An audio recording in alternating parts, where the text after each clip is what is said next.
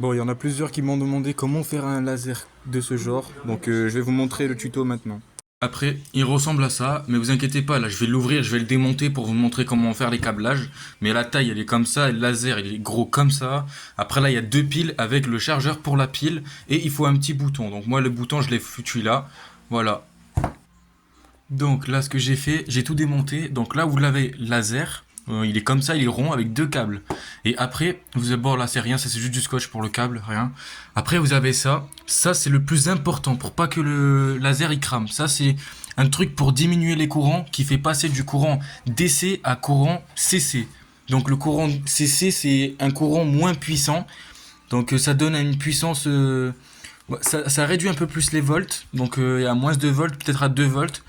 Et la puissance de ampérage sont vraiment faibles pour pas qu'ils crament. Donc si vous mettez directement de la batterie sur le laser, ça fonctionnera mais pas très longtemps, ça va cramer. C'est pour ça que lui, quand vous l'achetez, vous avez ça avec. Et bien sûr, je vous mettrai le lien dans les commentaires pour que vous pouvez l'acheter. Et vraiment, c'est pas cher, c'est environ 12 euros. Et après, vous avez le bouton.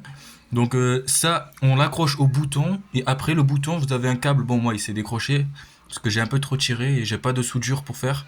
Mais ouais, là, si je fais ça, ça s'allume quoi. Bref, voilà. Après, vous avez la batterie. Bon, là, j'en ai mis deux parce que bah, c'est pas obligé, hein. Une seule, ça aurait suffi. Mais moi, j'en ai mis deux pour l'autonomie. Donc là, l'autonomie, bah, je peux 2 jours en laissant allumer, je pense.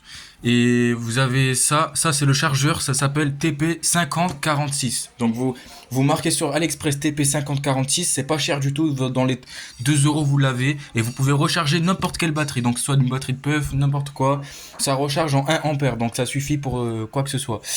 Et après bah vous avez les deux bornes de la batterie, donc le plus bah va sur le plus de ça, mais avant qu'il aille sur ça, ça passe par un bouton pour le désactiver, activer. Le bouton n'est pas cher non plus. Le bouton, vous l'avez pour, je sais pas, hein, 1 euro, 2 euros aussi.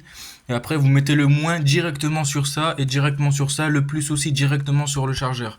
Comme ça, vous pouvez la recharger et là, vous avez des LED bleues et rouges quand ce sera bien ou pas. Et après, bah voilà, hein, c'est le truc le plus simple, franchement.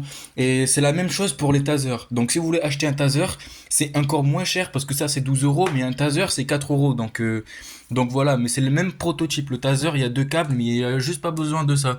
Genre, le taser, ça va directement sur la batterie, mais c'est le même prototype. Vous avez ça et vous avez le bouton aussi. Et après, ça fonctionne. Et bien sûr, ce sera même la même taille qu'une télécommande. Genre, ça fait la même taille. Après, il faut juste s'organiser avec les câbles, avec le scotch, bien le mettre, et puis voilà, hein.